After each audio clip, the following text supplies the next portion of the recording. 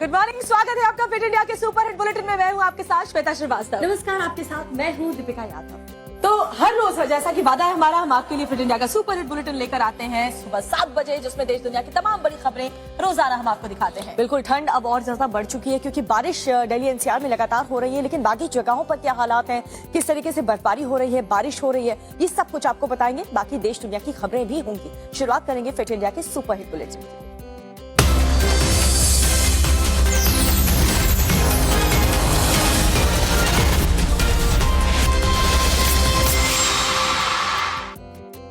तो फिर भले ही दिल्ली हो या फिर कश्मीर, जो हालात हैं वो काफी ज्यादा बदले हुए नजर आ रहे हैं। दिल्ली एनसीआर में तो बारिश हुई, लेकिन कश्मीर में भी जो लोगों की जिंदगी है वो बर्फ की तरह जम चुकी है।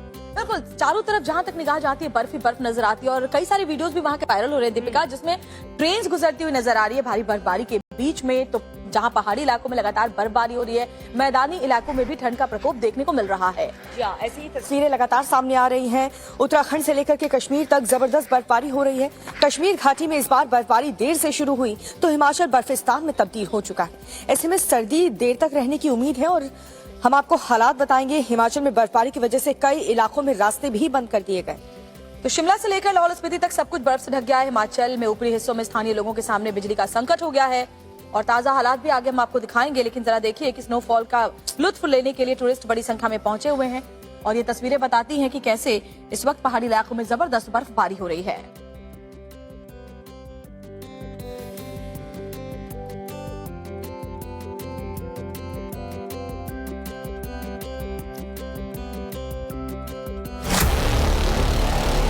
जहां तक नजर घुमाएंगे सिर्फ बर्फ ही बर्फ नजर आएगी। बर्फिस्तान जैसा ये नजारा हिमाचल के मनाली से सामने आया है, जहां नॉन स्टॉप स्नोफॉल से जनजीवन बेहाल हो गया है। तो वहीं हिमाचल प्रदेश में टूरिस्ट के पहुंचने का सिलसिला जारी है। बड़ी तादाद में टूरिस्ट बर्फबारी का लुत्फ उठाने हिमाचल के शहरों में पहुंच रहे हैं। घर, गाड़ी, पेड़ पौधे और पहाड़ बर्फ से ढक चुके हैं। सड़कों का तो नामो निशान तक नहीं है। सड़कें बर्फ में दफन हो गई हैं, जिसके चलते आवाजाही ठप है। बर्फबारी के साइड इफेक्ट्स दिखने शुरू हो गए हैं। ये तस्वीरें हिमाचल के चंबा की हैं, जहां पूरा इलाका बर्फ की मोटी चादर में ढका है। इतनी ज्यादा बर्फ पड़ चुकी है कि सड़कें कहां हैं ये तक देख पाना मुश्किल है। चंबा के ऊपरी हिस्से भरमौर में इतनी बर्फबारी हुई कि जनजीवन को सामान्य करने के लिए PWD के अधिकारियों ने मोर्चा संभाला।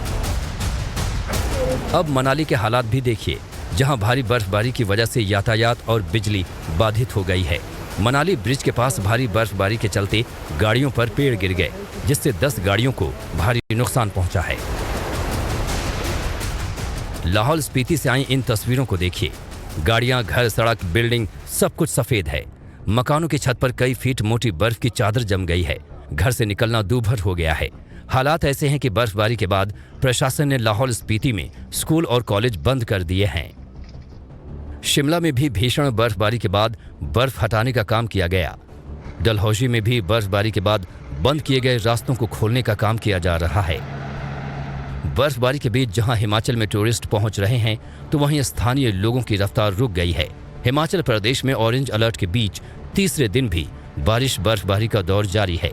प्रदेश में 6 नेशनल हाईवे समेत 241 सड़कों पर आवाजाही ठप हो गई है। तो दिल्ली एनसीआर में तस्वीरों के जरिए आपको हमारे विजय मोहन दिखा रहे हैं कि कैसे घना कोहरा आज कई इलाकों में छाया है। बल्कि ठंड भी, मुझे लगता है दीपिका, जाती जाती ठंड भी लोगों को थोड़ी सी ठिठुरने पर मजबूर कर रही है। लेकिन जम्मू कश्मीर में ताजा बर्फबारी हुई है और ऊपरी इलाकों में तो मुसीबत काफी बढ़ गई है। और यही वजह है कि ऊपरी इलाके में लोगों को जाने के लिए मना कर दिया गया है। जम्मू कश्मीर में जो हालात अभी बर्फबारी की वजह से हो रहे हैं, उसमें 6 जिलों को अलर्ट पर रखा है। देखिए रिपोर्ट। ये यूरोप नहीं है और ना ही रूस है। बर्फ के भयंकर प्रकोप की तस्वीरें जम्मू कश्मीर के गांदरबल से सामने आई हैं, जहां पेड़, पहाड़, सड़कें सब कुछ बर्फ की मोटी चादर में लिप्त है। ये समझ पाना मुश्किल है कि रास्ता कहां है। रास्ते पर कोई इंसान तक नजर नहीं आ रहा है। बर्फबारी इतनी हो गई है कि गांदरबल को जोड़ने वाली सभी सड़कें बंद हो गई हैं। लोगों का घरों से निकलना मुश्किल हो गया है। घाटी की फेवरेट टूरिस्ट स्पॉट यानी गुलमर्ग के हालात भी देख लीजिए। बर्फबारी जितनी ज्यादा बढ़ती जा रही है, टूरिस्ट के पहुंचने का सिलसिला भी बढ़ रहा है। गुलमर्ग की वादियां चांदी की चादर से गुलजार हैं। पहले हमने भी सोचा था कि हमें स्नोफॉल नहीं देखने को मिलेगी, बट बाद में हम आए यहाँ पे और इतनी अच्छी स्नोफॉल हमें देखने को मिली। बहुत अमेजिंग एक्सपीरियंस है हमारा। जम्मू कश्मीर के पुंछ में पहाड़ से लेकर जमीन तक सब कुछ बर्फ में जम गया है। बर्फबारी के बाद बर्फ की मोटी परत हर जगह जम गई है। तो वहीं रामबन में बर्फबारी के साथ बारिश ने मुश्किलें बढ़ा दी हैं, जिसके चलते श्रीनगर तक जाने वाला हाईवे बंद हो गया। भले ही देर से शुरू हुई, लेकिन कश्मीर घाटी में जमकर बर्फबारी हो रही है। जोरदार स्नोफॉल से कश्मीर की वादियां सफेद नजर आ रही हैं। बर्फबारी की वजह से जगह जगह लैंडस्लाइड भी हो रहे हैं। बर्फबारी और भूस्खलन के चलते Jammu Kashmir national highway block हो गया है। वैष्णो देवी मंदिर के आसपास भी सीजन की पहली बर्फबारी हुई। इस बर्फबारी को देखकर आने वाले श्रद्धालु बहुत ही खुश नजर आए। तो वहीं ठंड की भीषण प्रकोप है और रास्ते में बर्फ की चादर बिछी है, फिर भी नंगे पांव भक्त माता के जयकारे लगाते हुए आगे बढ़ रहे हैं। वहीं बर्फबारी की वजह से प्रशासन ने श्रद्धालुओं को सावधानी बरतने की सलाह दी है। कश्मीर घाटी में मौसम का मिजाज तेजी से बदल रहा है। बर्फबारी के साथ हल्की बारिश भी हो रही है, जिसकी वजह से लैंडस्लाइड का खतरा बढ़ गया है। पहाड़ दरकने की ये तस्वीरें किश्तवाड़ की हैं, जहां लगातार पहाड़ दरक रहे हैं। नेशनल हाईवे 244 पर मलबा और बोल्डर जमा होने से वाहनों की आवाजाही रोक दी गई है।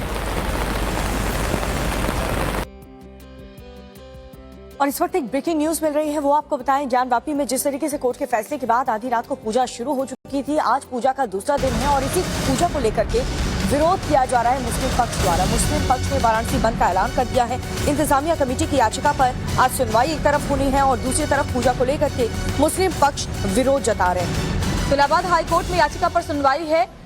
मुस्लिम पक्ष इसको लेकर के पहले सुप्रीम कोर्ट पहुंचा था, जिसके बाद सुप्रीम कोर्ट ने ये कहा था कि आप हाईकोर्ट पहले जाएं, हाईकोर्ट का दरवाजा खटखटाएं, उसके बाद ही आप आगे की कार्रवाई के लिए सुप्रीम कोर्ट आ सकते हैं। और ऐसे में फिर हाईकोर्ट में कल याचिका लगाई गई थी। अब बड़ी खबर यह है कि आज इलाहाबाद हाईकोर्ट में याचिका पर सुनवाई है। इंतजामिया कमेटी की याचिका पर आज सुनवाई होने वाली है।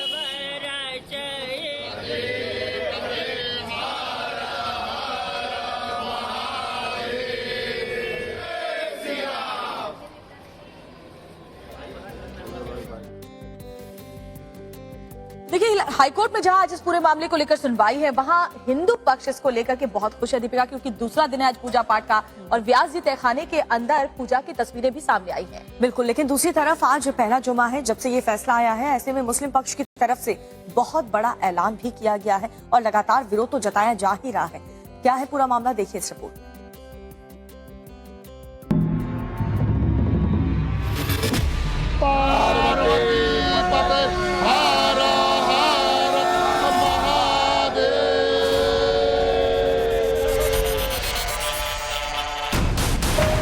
सलाखें टूट गई हैं, बाबा मिल गए हैं, लेकिन जिन लोगों को कानून पर भरोसा नहीं है वो छाती पीट रहे हैं। जिन लोगों को अदालत पर भरोसा नहीं है वो सवाल उठा रहे हैं। इसी कैंपस में हमारा मुकदमा है मजार शरीफ का, जो 1936 से प्रमाणित है, 1883 से प्रमाणित है और 1940 से 42 से प्रमाणित है। तीन जजमेंट हमारा है। उसके बावजूद उस पर आज 2 साल से मुकदमे चलने कोई आर्डर नहीं हो रहे हैं। इसी कैंपस में एक दिन में 4 महीने के मुकदमा में आप आर्डर कर रहे हैं। किस एविडेंस के तहत आपने आर्डर किया, ये सवाल है न्यायालय से हमारा। जब पूजा कोर्ट के आदेश पर हुई है तो सवाल क्यों उठाए जा रहे हैं? ज्ञानवापी में जब साक्षात भगवान विराजमान है तो पूजा कहाँ होगी? क्या पूजा का विरोध करने से सच को छिपाया जा सकता है? कहावत सुना होगा आपने, खिसियानी बिल्ली खंभा नोचे। यही हैं वो लोग जो कोर्ट के फैसले पर सवाल उठा रहे हैं। लेकिन सच में वो ताकत होती है जो सालों बाद भी झूठ अंधेरे को चीरकर सच की रोशनी फैलाता है। ऐसा ही ज्ञानवापी में भी हुआ है। अंजुमन इंतजामिया कमेटी ने वाराणसी में बंद का ऐलान किया है। तो वहीं इंतजामिया कमेटी की याचिका पर आज इलाहाबाद हाईकोर्ट में सुनवाई होगी। ज्ञानवापी पर जमीयत आज शाम 3 बजे प्रेस कॉन्फ्रेंस करेगा और आज जुमे की नमाज भी है, जिसको देखते हुए सुरक्षा के पुख्ता इंतजाम किए गए हैं। माहौल न बिगड़े इसे लेकर चप्पे चप्पे पर सुरक्षा कर्मी तैनात किए गए हैं। और दिल्ली शराब घोटाले से जुड़ी एक बड़ी खबर आपको बताएं, जिसमें अरविंद केजरीवाल की जो मुश्किलें हैं वो लगातार बढ़ती हुई नजर आ रही है, क्योंकि 5 बार समन ईडी की तरफ से अरविंद केजरीवाल को भेज दिया गया है और अभी भी कोई जवाब नहीं दिया गया। ऐसे में फैसला ये लिया जा सकता है कि बहुत ही हार्ड लैंग्वेज में ईडी की टीम एक बार फिर से अरविंद केजरीवाल को एक नोटिस रिलीज करे। तो देखिए, आज और कल ये तारीख दी गई है, यानी 2 और 3 फरवरी के बीच अरविंद केजरीवाल को पेश होना है पूछताछ के लिए। ऐसे में देखना ये होगा कि क्या अरविंद केजरीवाल पूछताछ के लिए आज पेश होते हैं या फिर कल पेश होते हैं, या फिर सवाल ये है कि एक बार फिर से पेश नहीं होते हैं, क्योंकि अरविंद केजरीवाल समन पर पेश नहीं हुए हैं पहले। ऐसे में लेकिन मुश्किलें उनकी बढ़ती जा रही है। 2 से 3 फरवरी के बीच उन्हें पेश होने के लिए कहा गया है। ईडी के अधिकारियों का ये कहना है कि अभी तक सीएम केजरीवाल या उनके ऑफिस की तरफ से उन्हें कोई जानकारी नहीं दी गई है। सूत्रों के मुताबिक अरविंद केजरीवाल अगर इस बार पेश नहीं हुए तो ईडी उन्हें हार्ड लैंग्वेज में नोटिस जारी कर सकती है। मतलब ईडी नए नोटिस में सीएम केजरीवाल से पूछताछ के लिए डेट और वक्त बताने के लिए कहेगी। और अभी तक सीएम केजरीवाल या उनके ऑफिस से किसी ने भी ईडी को कोई जवाब नहीं दिया है, कोई संपर्क नहीं किया गया है।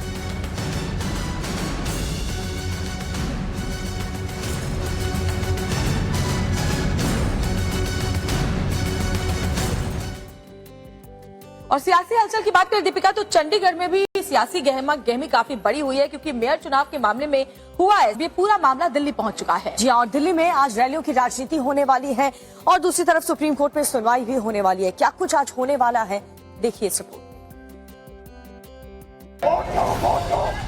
मेयर की लड़ाई से चंडीगढ़ में शुरू हुई जंग खत्म होने का नाम नहीं ले रही है। आंकड़ों के बावजूद मिली हार से आम आदमी पार्टी और कांग्रेस तिलमिलाई हुई है। मामला हाई कोर्ट में पहुंचा, लेकिन बात नहीं बनी। अब यह मामला सुप्रीम कोर्ट में पहुंचा है। हम आपको ये बताएंगे, लेकिन उससे पहले सड़क पर होने वाले संग्राम के बारे में जान लीजिए, जो कि आज दिल्ली में होना है। दिल्ली में आज बीजेपी के दफ्तर पर आपके कार्यकर्ता प्रदर्शन करेंगे, जिसमें सीएम केजरीवाल और भगवंत मान सहित सैकड़ों कार्यकर्ता शामिल होंगे। खबर के मुताबिक बीजेपी हेडक्वार्टर पर आज सुबह 11 बजे आपका धरना होगा। वहीं भ्रष्टाचार के मामले में आज बीजेपी भी आम आदमी पार्टी के दफ्तर पर धरने देगी। बताया जा रहा है कि बीजेपी की तरफ से आज दोपहर 12 बजे धरने दिए जाएंगे। मतलब साफ है कि आज दिल्ली में आप और बीजेपी आमने सामने होगी। सड़क पर सियासी संग्राम होगा, जिससे फिर जाम लगेगा। यही वजह है कि दिल्ली पुलिस ने डीडीयू मार्ग पर धारा 144 लगा दी है और आधिकारिक रूप से किसी को भी प्रदर्शन करने की इजाजत नहीं दी है। अब बात सुप्रीम कोर्ट की, तो आम आदमी पार्टी की तरफ से सुप्रीम कोर्ट में पंजाब और हरियाणा हाई कोर्ट के आदेश को चुनौती दी गई है, जिसमें चंडीगढ़ में मेयर के लिए नए चुनाव की मांग की गई थी, जिसे हाईकोर्ट ने राहत देने से मना कर दिया। बता दें कि हाईकोर्ट ने याचिका पर चंडीगढ़ प्रशासन को नोटिस जारी किया और 3 हफ्ते के भीतर जवाब मांगा। और चलिए उड़ीसा के भुवनेश्वर से एक हिट एंड रन का फर्जी कॉल सेंटर का भंडाफोड़ हुआ है। इस कॉल सेंटर में ठगी का बड़ा खेल चल रहा था। आपको दिखाते हैं कौन थे इसके निशाने पर, कैसे पलक झपकते ही अकाउंट से पैसे गायब हो जाते हैं। देखिए इस रिपोर्ट को।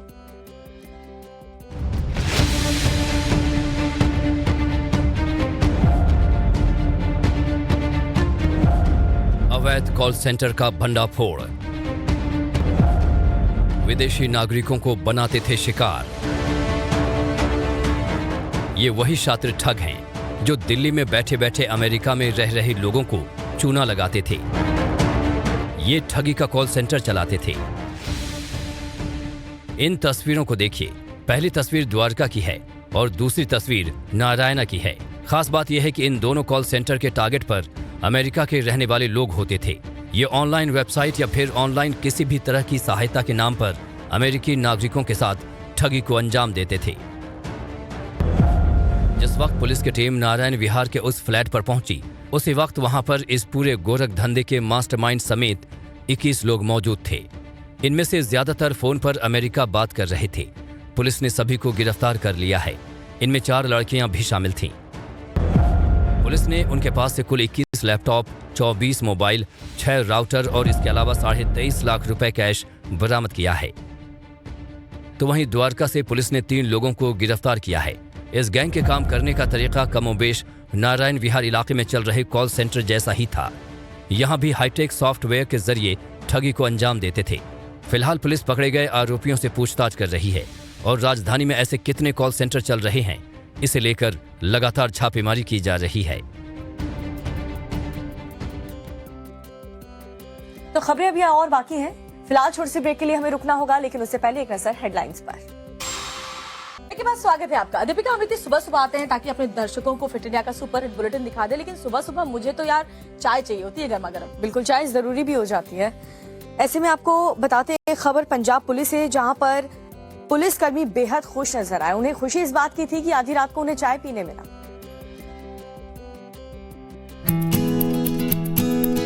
प्रचंड ठंड में आधी रात को ड्यूटी कर रहे इन पुलिसकर्मियों के लिए मुहिम चलाई गई है।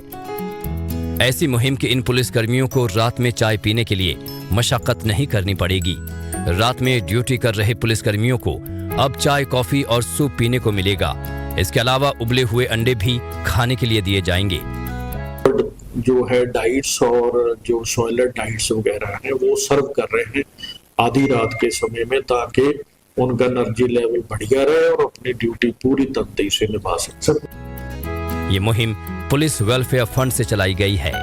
ये तस्वीरें पंजाब के भटिंडा की हैं। रात में नाकों पर ड्यूटी और पेट्रोलिंग कर रहे पुलिसकर्मी चाय की चुस्की लेते नजर आ रहे हैं। हर दिन निश्चित किया जाता है कि कौन से दिन चाय, कॉफी, सूप या फिर उबले हुए अंडे दिए जाने हैं, और ये सब इसलिए कि एनर्जी लेवल बूस्ट हो और कड़ाके की सर्द में अपनी ड्यूटी अच्छे से कर पाएं।